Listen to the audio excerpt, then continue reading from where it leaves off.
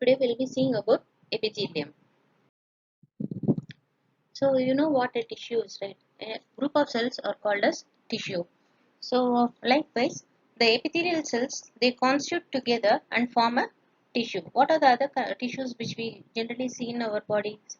Connective tissue, muscle tissue, nervous tissue. So just like any other tissue, the epithelium is also a tissue.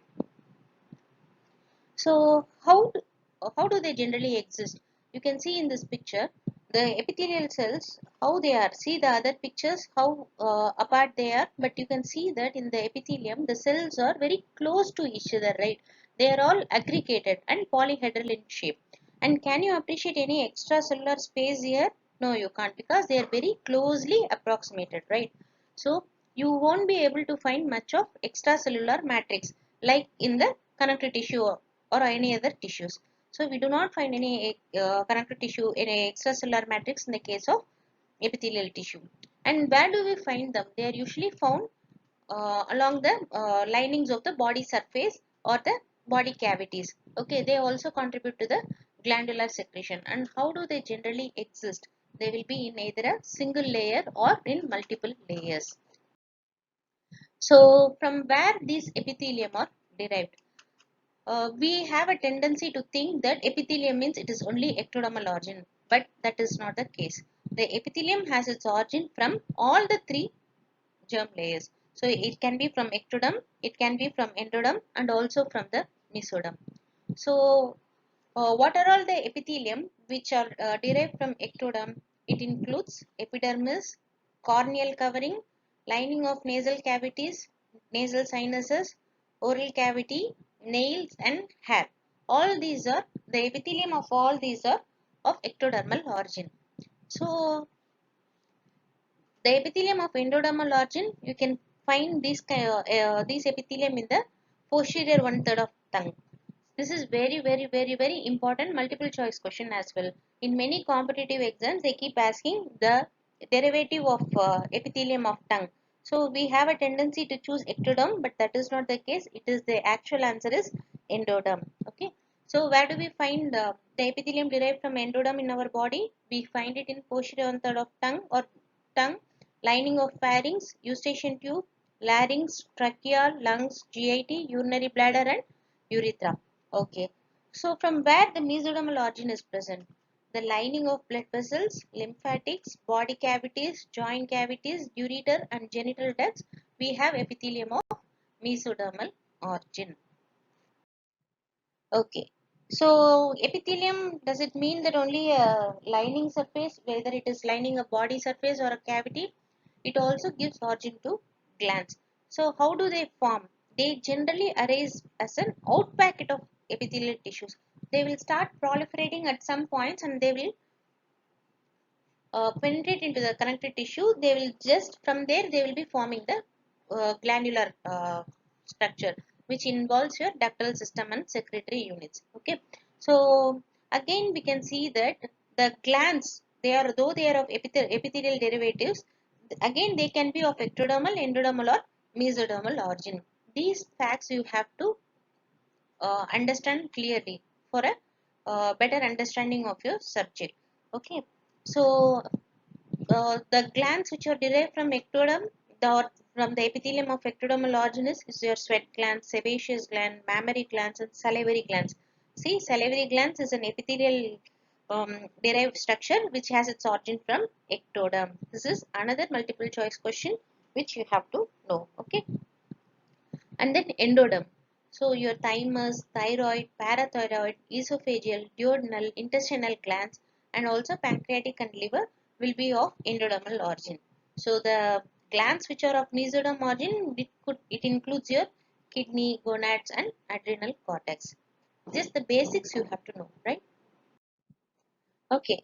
So how do you know this is an epithelial cell, or what all structures will be able to appreciate in that? So we will start one by one. Okay. So first and foremost, we will see the nucleus. Generally, the nucleus of an epithelial cell will conform to the shape of that particular cell. Okay. So suppose it is a flat cell, as in a squamous cell, the nucleus will also be flattened. A cuboidal cell, it will be round, spherical. and if it's a columnar cell, it will be oval and elongated. So these even the individual cells will be discussing in detail now. So first we started with nucleus. What is it? Usually conforms to the shape of the cell which is present. And then what other thing we can appreciate here? That is the cytoplasm, right? The cytoplasm will be containing all the cellular organelles. Okay, depending on the function that will be present. Generally, the nucleus occupies the basal third of the cell. Okay, so or it will be in the center. Sometimes what happens? They will be shifting to one end of the cell due to the accumulation of the cell organelles. So based on the accumulation of the organelles, we talk about changing in polarity. Okay, and then cytoskeleton. How do they have that shape? So they are able to retain their shape. It is mainly because of the cytoskeleton which is present there.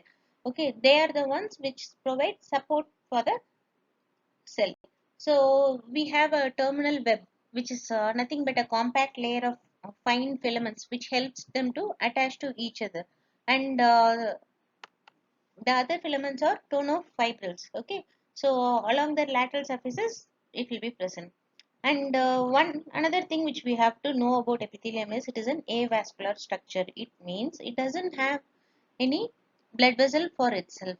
Then how do they derive the nutrition? It is mainly by means of diffusion from the underlying connective tissue. They are always found in close association with epithelium, but they are always separated by them from them by a perivascular connective tissue space. Okay.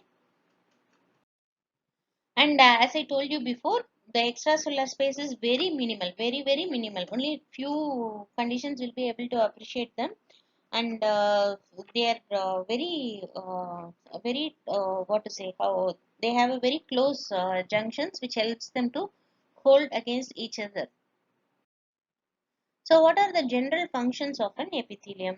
So they are um, first and foremost it is the protection. Then they also help in transport of substances, secretion, excretion, absorption, lubrication, sensory reduction, and reproduction forms the general functions of epithelium. Okay, so here we'll be seeing the different types of epithelium. Okay, so when somebody says it's a simple epithelium, it just means simple, only one layer of cells. When they say it is a stratified, it means there are many layers of cells are present. And how are these layers arranged? One above the other. Okay, so they are all closely knit, closely packed, and arranged one above the other. So when somebody says it is a stratified epithelium, you have to understand there are many layers present. A simple one, just a simple single layer of epithelium present. So somebody says it's a squamous, it means flat. You can see in this picture, right? See, did I not tell you the nucleus confers to the shape of the cell? So it is flat, and so is a nucleus. See how it is elongated along its width. Okay, so this is two views I'm showing you here. One is a vertical view, the other one is a horizontal view, right? So you can see that there is a cell outline is present. It is hexagonal shape, and you have a centrally placed elongated flattened nucleus. From the side, when you observe, see how it appears. The center is usually thick compared to its borders. The next are the cuboidal. So when you call something as a cuboidal, when its height and width are almost same, then you call it as cuboidal. And did I not tell you that the cuboidal cells have a spherical nucleus? See how round they are, the nucleus. So whenever you find a cell which is of approximately the height and width are same, then you call them as cuboidal. Okay, the third one is a columnar cells. Columnar means what? The height is more compared to its width. When the width is more compared to the height, you call it as squamous. When they are almost equal, they are cuboidal. And when the height overtakes your width, it means it is a columnar cell. And look at the shape of the columnar nuclei. See how elongated they are, and they are in the basal third of the cell. Okay, so I told you no, like the cell is here, the nucleus is here, and there will be lot of other cellular organelles present. So suppose when there is a shift of this nuclei above and the cellular organelles occupies a lower position, that is in the place where in the basal third of the cell. then we call it as reversal of polarity. Okay, this you will be reading as you will be going through your tooth development chapters and other places. Okay, so here is an they are showing how they are arranged. Okay, so you see the squamous cells, see how they are forming. They are only one layer of cells. How the lumen are being lined by simple squamous cells. So cuboidal cells, they are arranged one above the other like this, and then in your columnar cells they will be arranged like this. Okay, so both combining both the type and the based on the shape. So we have simple epithelium, stratified epithelium. So simple means it could be a simple squamous, simple cuboidal, simple columnar. What does it mean? It only means that only one layer of cells are there. If it is simple squamous, one layer of squamous cell. Simple cuboidal, one layer of cuboidal cells. And if it is simple columnar, one layer of columnar cells. That's it. And how about your stratified squamous, stratified cuboidal, and stratified columnar? It means many layers. Usually it will be 5 layers, 5 to 8 layers. It could be any.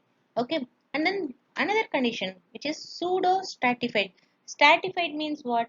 Arrangement. Okay. Many layers. But what is this pseudo? Pseudo means false. It means that in reality there is only one layer of cell present, but because the position of the nucleus is not in the same plane, it will appear as though 2 or 3 layers of cells are arranged. It is purely optical. Okay, so you it is not there are no not many layers present, but only the position of the nucleus in the single layer of cells are varied, and this gives an illusion. Okay, optical illusion that many layers are present.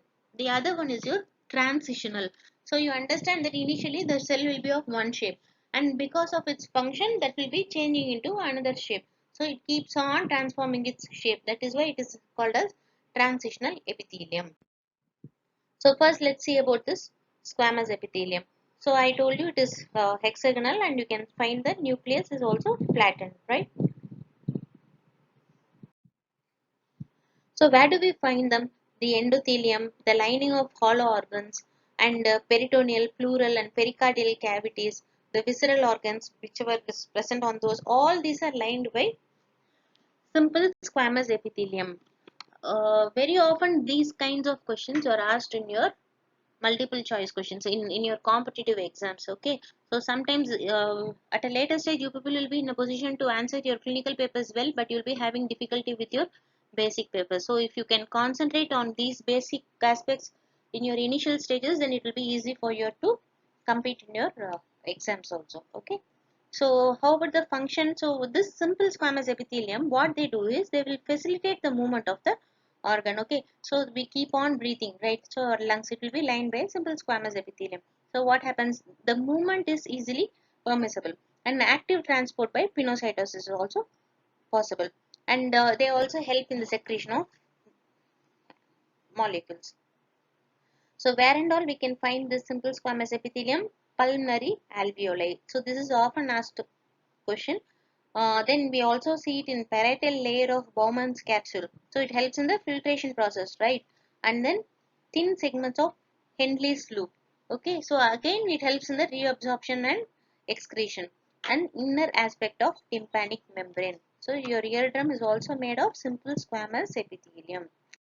So simple cuboidal epithelium, I told you cuboidal cells, the height and width are almost similar, and you can see them in retina, the pigmented epithelium of retina, then your epithelioid covering of choroid plexus, and also germinal layer of ovary, iris, and lens. Okay. Then simple columnar epithelium, just a single layer of columnar cells. Okay. So where do we find them? In stomach, intestine, gallbladder, uterine tube or uterus, small bronchi and bronchioles. You just have to remember where which type of epithelium is present. These columnar epithelium, sometimes they'll be having some, not just columnar epithelium, the surface of the epithelium, the tip of epithelium, no, those cells will have some special modification, some depending on the function they are about to perform. So some might be having some brush border type, or some might be having some microvillus projection which helps in absorption. So there are some changes which are present on the epithelial also. So here is an example of simple columnar epithelium. See here you can see that almost all the nuclei are in the same plane. Suppose one nuclei is above, the other one is below. So that will give you an illusion as though there are two layers of cell. If it is so, then you call it as pseudostratified. Then we are moving to stratified squamous epithelium. So you understand that many layer of epithelial layers of epithelial cells are present. So where do we find basic function is protection and prevents the water loss, and where do we find them? Skin, conjunctiva, cornea, etc., etc., oral cavity, everywhere. And then simple cuboidal, stratified cuboidal epithelium. So several layers of cuboidal cells, they help in absorption, secretion. Where do we find in the testicular seminiferous tubules, sweat glands, sebaceous glands, also in urethra, canal, anal canal, and conjunctiva. Then stratified columnar epithelium, you can see layers of columnar cells. So pharynx, larynx, your excretory duct of salivary glands, also your urethra and conjunctiva, you will be able to find stratified columnar epithelium. This transitional epithelium, this is very often asked multiple choice question. Where do we find transitional epithelium? Example for a transitional epithelium. So it is your urinary bladder is the most commonly asked question. Okay. And then pseudostratified. See here, one layer of cells are present, then another layer, it appears that, but actually when you see there is only one cell is present, but because of the position of the nuclei, it is giving an illusion as though two layers are present. So where do we find them? Our nasal cavity, trachea, pharynx, auditory tube, part of tympanic cavity, all this contain the pseudostratified columnar epithelium. This is yet again nasal cavity, the lining of nasal cavity is so very often asked multiple choice question as well as your competitive exam question. Okay, so we saw where and all like how your stratified epithelium is a pseudo stratified epithelium. See how the location of the nucleus is giving an illusion of different layers. Transition epithelium, just another picture showing this. So as I told you before, the free surface could be having some specialization. So some will show striations, and some will show stereocilia, kinocilia, and microvilli depending upon the functions they perform. So the glandular epithelium, if you see the glands, how the secretions are generally made. Depending on the type of secretion, they are classified into merocrine, apocrine, and holocrine. Suppose a secretory thing is stored in a vesicle and they are liberated, the vesicle is released open, then you call it as merocrine. In merocrine secretion, there is no damage to the cell which is doing the secretion. Okay, the synthetic cell is not disturbed in any way. They will be in vesicles. The vesicles will fuse with the cell membrane and they will be opening to the exterior. This is how it is liberated, and that is merocrine. So these are all often asked multiple choice questions and also your viva questions. Okay. So then what is apocrine? In apocrine, what happens? One part of the cell will be lost. So the you see that the basal your basal two-third is still intact. Only the apical third is lost. So what happens? Your nucleus and your other cellular organelles are all intact except for the stored part. The secretions which are accumulated in the apical third are just pinched off. Okay, so there is damage, but not the cell is not completely damaged, but only the apical part of the cell is lost. They will again form their cell membrane, and still the cell will be able to perform its function. So example for apocrine glands are axillary sweat glands, mammary glands are all example for apocrine secretion. Okay, in merocrine there is no damage to the cell. In apocrine the apical portion of the cell is lost. And what is this holocrine? Whole of the cell will be lost, right? So you see that the cell will release its secretion by means of disintegration. The best example for this is your sebaceous glands. Okay. So another picture showing your thing. In merocrine, just the secretions enter the lumen. In apocrine, the apical portion of the cell is pinched off. In holocrine, the whole of the cell is disintegrated. That is how its secretions are liberated. So it will just move on to oral epithelium. Okay, ultimately we are interested only in oral cavity, right? So the oral epithelium, again we find stratified squamous epithelium there, and it could be either keratinized or non-keratinized. We'll be seeing a little in detail. So see how beautiful the cells are arranged, right? We have a very beautiful epithelium supported by a connective tissue, and see how the three ridges are present. Okay, they are long and thin, right? So the epithelium of oral cavity can be parakeratinized or orthokeratinized. So how do we differentiate between orthokeratinized and parakeratinized? In parakeratinoids, the superficial layer will be having pycnotic nuclei in them, whereas in your orthokeratinoids, we do not find any pycnotic nuclei there. Pycnotic nuclei means what? Very small dots of nuclei will be present there.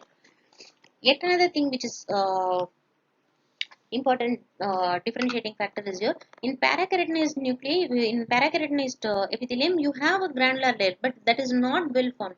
But in the case of orthokeratinoid epithelium, you will be able to appreciate a very well defined granular layer. Okay, so first we'll see about the keratinized total epithelium. So what are all the layers present? One is your stratum basal, the other one is your stratum spinosum, and then your stratum granulosum, and final stratum corneum. Okay, so say, how the stratum basal cells are. Now we'll be focusing on this particular cell, right? So stratum basal, you'll be able to appreciate single cuboidal cells. Cuboidal, why cuboidal? Because the height and width are almost same. So they contribute to the generative pool, right? So the cells will divide, one will be retained there, the other will go in for differentiation. The next is your stratum spinosum. See how it is. It is irregular and polyhedral in shape.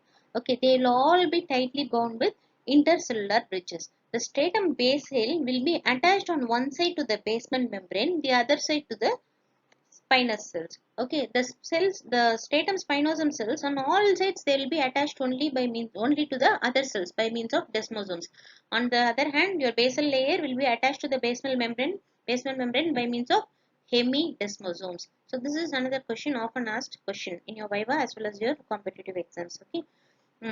So this is a layer which is most active in protein synthesis. This is yet another question which is often asked for you. Okay.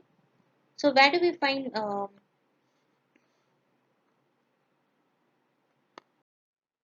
and then comes your stratum granulosum. In stratum granulosum, we will be able to appreciate the basophilic keratohyalin granules. Okay, so you can see the difference. Here it is cuboidal. It is slightly larger. The cell is large, polyhedral in spinous, and the nucleus is also large. But when it comes to the granular layer, you can see flattening of nucleus. Suddenly they are getting flattened, right?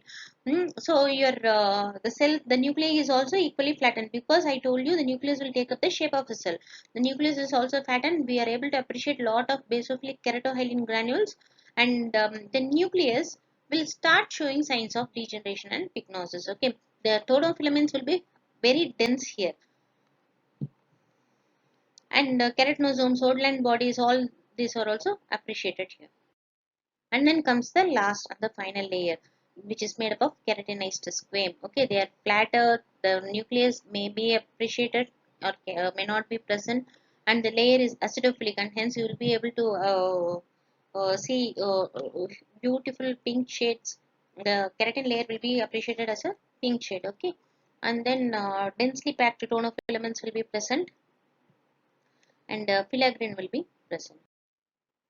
So keratinocytes, all these we call them as keratinocytes. They will be containing cytokeratin. Their function is to produce keratin, and their characteristic intermediate filament is your cytokeratin. Okay, they will undergo cell division. One population will go in for maturation, differentiation, and maturation. The other one will be there for generative food.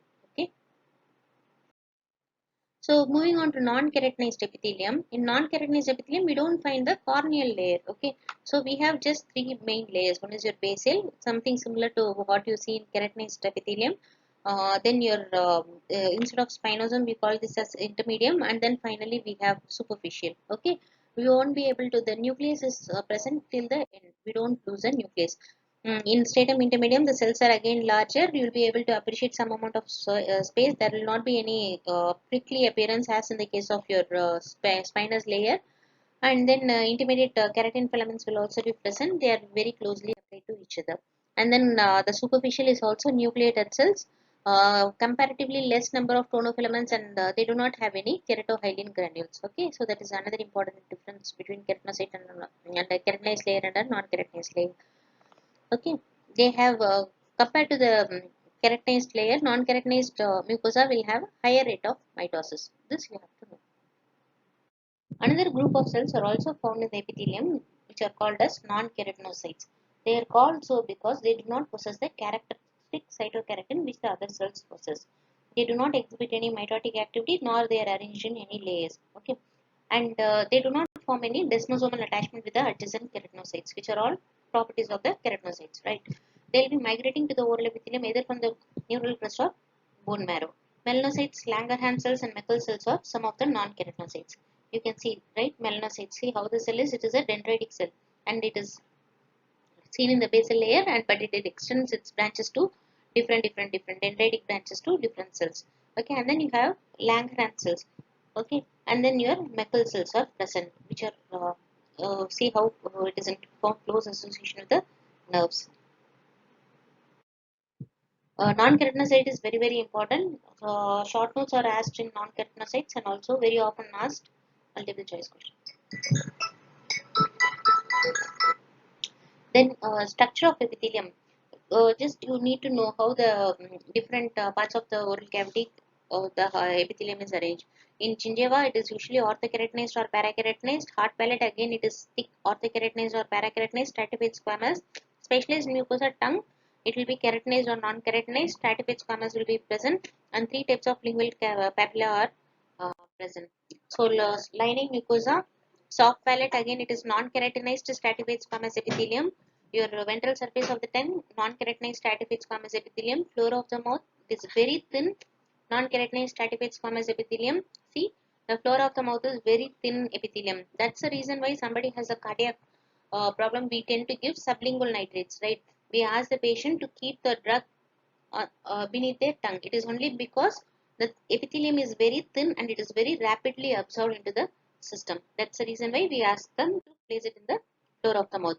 Again, labial or buccal mucosa, non-keratinized stratified squamous epithelium. Lips, your vomeron zone, it is orthokeratinized stratified squamous epithelium. This is often asked, where do you find orthokeratinized epithelium? You should be able to answer this, right? And then intermediate zone will be made of parakeratinized stratified squamous. Here is a very beautiful picture of the epithelial connective tissue interface. We can see that the basal layers are being attached to the basement membrane by means of hemidesmosomes. See how beautiful it is. And then we have a basal lamina. Okay, the basal lamina in turn is split into lamina lucida. Okay, a light layer and a lamina densa. The anchoring fibers are all anchoring collagen fibers are all attached to the lamina densa. Okay, so this is a very nice picture of your epithelial connective tissue interface. So, as I told you before, epithelium is avascular. So, only by means of diffusion, the nutrients have to reach the long finger-like connective tissue projections of connective tissue papilla enhances the diffusion of your nutrients. And nerve fibers sometimes they pierce the basement membrane and pass between the epithelial cells. So the wandering cells, example lymphocytes, are also found in the epidermis, right? So clinical applications, you should know why am I telling you all this. This particular part will be having this type of epithelium, that particular part will be having that type of epithelium. Why do we need to? Only when you know what is normal, you will be able to appreciate where and how it has gone wrong. So we need to know metaplasia. Metaplasia means what? One form of cell getting changed into another form of cell. Some places the say for example squamous cell should be present. Suppose it turns into columnar, so we call it as metaplasia. One form of epithelium changing to another form. And then atrophic, the epithelium should be present in good quantity in many layers, but sometimes what happens, because of some irritation or some other underlying pathology, the epithelium will shrink, the layers, the stratification will be lost.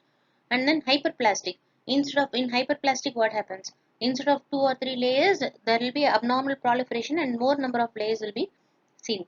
Dysplastic, dysplasia, how it should be, it will not be. Okay, so it will all be there will be a lot of changes in the nucleus, cytoplasmic ratio will be altered, the cells will not have any uniformity, pleomorphism will be present, lot of the changes. So normal stratification you will not be able to appreciate in dysplasia.